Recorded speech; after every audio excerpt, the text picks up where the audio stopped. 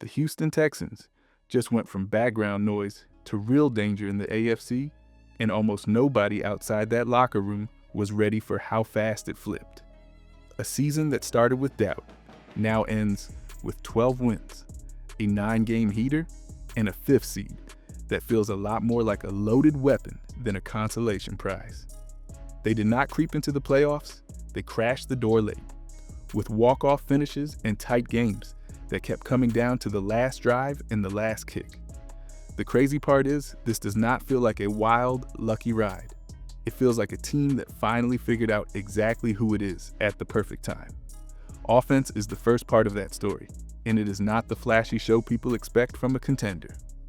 Houston sits in that middle zone in yards and points, but middle does not tell you how many nights this group answered when it had to. One drive to steady a bad start. One red zone trip after a mistake. One field goal march when the whole season is hanging on a snap.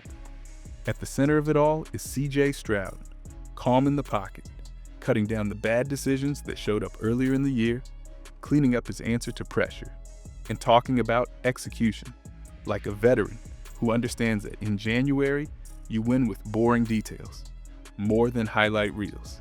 He is not putting up video game numbers every week, but he is doing the one thing you need in this kind of build. He protects the ball, and he finishes games. Behind that, the defense is the piece the rest of the conference is not taking seriously enough. And that might be the biggest mistake anyone can make right now. Houston is built for cold nights and tight scores, with a front that chokes out the run and a secondary that punishes bad throws, stacking takeaways while the offense quietly hits 20 and walks off with the win. You look at this roster, this record, this style, and you can feel why people inside that building are asking what is actually stopping them now. And the first team that has to deal with that answer is Pittsburgh, in a matchup that fits Houston far better than most people think, which is where this story gets even more interesting. But before we get into that, hit that like and subscribe button for more Texans and all the NFL content. Let's aim for 500 likes on this video. Houston Texans could not have asked for a more revealing test than the Pittsburgh Steelers in prime time. One wild night in Week 18 turned the whole bracket on its head. The Ravens had the game in their hands, then Tyler Loop pushed that kick wide and opened the door for Aaron Rodgers and the Steelers to sneak in. While Baltimore and Pittsburgh were throwing punches in the rain, Houston was watching like a hunter choosing which path to take. And when the dust settled, the matchup that showed up for the Texans was not a nightmare giant. It was a team with clear strengths, clear flaws, and a style that fits exactly what Houston does best. This Steelers offense runs through its backs.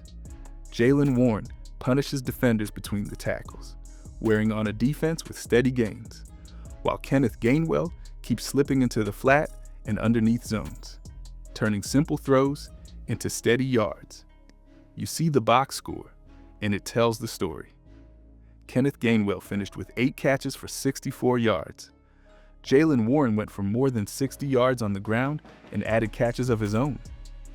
Add Pat Freiermuth working down the seam and Calvin Austin hitting one huge double move for the winning score, and you get a unit that lives on patience more than explosions. They want easy throws, screens, checkdowns, and then one back-breaking shot when a corner guesses wrong. It works when nobody is ready for it. It looks very different when a defense sees it coming. And that is where this becomes such a good opening fight for Houston. The Texans do not need to send wild blitzes to bother Aaron Rodgers. Their front can chase him with 4, while fast. Linebackers like Henry To'o sit right in the lanes where Kenneth Gainwell and Jaylen Warren love to drift. The secondary has already seen how costly one deep mistake can be. So a week of focus on Calvin Austin and those double moves is the perfect correction heading into January. On the other side, even a legend like TJ Watt did not look at full power in that Ravens game, and Jalen Ramsey showed he can still be beaten on timing and ball tracking. That means if the Texans protect C.J. Stroud the way they have late in the year, they can force Pittsburgh to play honest instead of hunting chaos. And the real twist is this: Houston has a couple of quiet health wins coming at the perfect moment, in the trenches and in the secondary, that can tilt this matchup even further, and that is where the story turns next. In the playoffs, the biggest break is often not a lucky bounce, it is which bodies are actually on the field. And Houston Texans just got a quiet win that can change everything up front. Their starting rookie left tackle sat out, watched the last game from the sideline, and even admitted he probably could have pushed through. Instead, he chose the smarter road, stacked treatment, stayed in the training room, and let that week become a reset for his body. Now he steps into January with fresh legs, clear mind, and a chance to anchor C.J. Stroud from the blind side when edge rushers get meaner and every snap feels heavier. That one decision hits a line that was already turning into a real strength. Over this season, they have allowed around 31 sacks total, and only 6 over the last 6 weeks, which is a complete shift from the shaky protection early on. With the young franchise tackle back in place, the Texans can trust their front to handle 4-man rushes without constant help, which means more time for deep routes to develop and more freedom for C.J. Stroud to climb the pocket instead of bailing out. It is the kind of upgrade that does not show up in a highlight clip, but you feel it in every calm drop back where the quarterback can see the field and make the smart throw instead of just surviving. On the other side of the ball, the secondary is getting its own boost at the exact moment the Texans need it most. Kamari Lassiter may have been held out, giving his body a break and letting depth players like Treman Smith step into a tough assignment. But that short-term strain now turns into a long-term edge. A rested Kamari Lassiter brings back the press strength, route feel, and confidence that this defense needs when offenses try to take shots over the top. When you line up a fresher blindside protector on offense and a recharged top corner on defense, you start to see why Houston believes it is better now than it was even a few weeks ago. And all of that health only matters because of the road they already survived, the climb from 0 and 3 to the 5th seed, which tells you what this team had to become just to reach this point. There was a point early in the season where it felt like the whole thing might slip away from Houston Texans before it even got started. Missed blocks, miscommunication, flags at the worst time, and that sick feeling in the stadium when a close game tilts the wrong way again. People outside the building were ready to say this team was not ready, that the step from promise to real winning football was still a year away. Inside the locker room, it looked different. You could see it in how guys talked after those losses. Faces were tight, but there was no panic. Just this stubborn idea that if they cleaned up the small mistakes, the whole picture would flip. That belief started with how DeMeco Ryans handled the rough weeks. He did not point fingers, he pointed at details. A bad drive was not a meltdown. It was a missed assignment, a sloppy alignment, a route at the wrong depth. One week, the issue was protection. Another week, it was a coverage bust. Another week, it was a penalty on 3rd down that kept the defense on the field too long. Instead of letting those things become excuses, he turned them into a checklist, and the team started crossing them off. Slowly, those late-game situations changed. The same kind of tight finish that used to end in a sigh started to end with C.J. Stroud walking the offense down the field, or the defense getting a stop when every yard hurt. By the time the standings finally caught up, the story around Houston felt nothing like it did in the first month. The same group that took all those early hits now stood in a playoff spot that demanded people look at them as a threat, not a project. Fans who watched every snap knew it was not magic. It was a team that took every ugly moment and used it as fuel. And the real twist is this: the turnaround did not come from one star saving everything. It came from an offense that slowly changed its identity.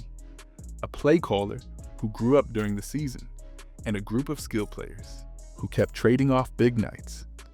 That side of the ball has its own story, and it explains why this Texans team is so dangerous, even when the stats say they are only in the middle. Quietly, the Houston Texans built one of the most annoying offenses to game plan for, not because it is unstoppable, but because you never know whose night it is going to be. One week, the call sheet leans heavy on underneath throws. The next week, it leans on play action and crossers. And all of it runs through how play caller Nick Caley has learned to use his pieces. Early in the year, he was still feeling out what this group could handle. Now the calls feel sharper, more tied to down and distance, more tied to what the defense fears most. You can see the confidence in how Nick Caley scripts those early drives, then saves a few wrinkles for the moments when Houston needs a spark in the third or fourth quarter. On the ground, this thing works because it is not built around one style of back. Their rookie, runner Woody Marks, gives them that steady volume. The patient steps behind his blocks, the willingness to finish through contact even when the lane is small. Then jaw-hard Jordan comes in and the tempo changes, with quicker cuts and more danger when the ball bounces outside. Behind them is a line that has turned into a real strength, cutting sacks down to around 31 on the season and giving the backs enough daylight to keep defenses honest. When that run game is clicking, even just for a couple of series, you can feel safeties creeping closer to the box, and that is when the rest of the committee starts to show up. Through the air, it feels like every week another name steps into the spotlight. Dalton Schultz finds soft spots on third down and in the red zone, always showing up when C.J. Stroud needs a safe throw in traffic. Nico Collins stretches the field and forces the top corner to stay locked in for 4 quarters. Xavier Hutchinson just put together a strong game when others were resting, flashing real chemistry with his quarterback. Rookie wideout Jaden Higgins has quietly stacked touchdowns, especially near the goal line, and Jalen Noel pops up every few games with a drive-saving catch that flips field position. It is never the same script twice, which is exactly why this offense works with this defense. The job is simple: score just enough, control the tempo, and hand the game to a unit that is built to finish. And that is where the real identity of the Texans shows up. Houston Texans built a defense that looks even more dangerous when the calendar turns to playoff time, because it attacks every part of a drive from the first snap to the last throw. This group is not just about one star flying off the edge or one corner talking loud after a pick. It is about a unit that squeezes space, tackles with bad intentions in the clean, legal way, and forces offenses into long nights where every yard feels earned. You can see it in how often opponents walk off the field with field goals instead of touchdowns, how often they leave a game looking drained even when the score stayed close. That is what knockout football really is. Make the other team feel like they went 12 rounds every time they try to move the ball. The core of it sits in how DeMeco Ryans calls a game. He does not send reckless pressure on every snap. He lets his front control the line so the safeties and linebackers can sit on routes and break on the ball. Early downs are all about crowding the run, building walls inside so backs have to bounce sideways instead of charging downhill. Once the sticks show second and long or third and long, the whole personality changes. Safeties roll late. Corners like Kamari Lassiter and Derek Stingley show one thing before the snap and play another after.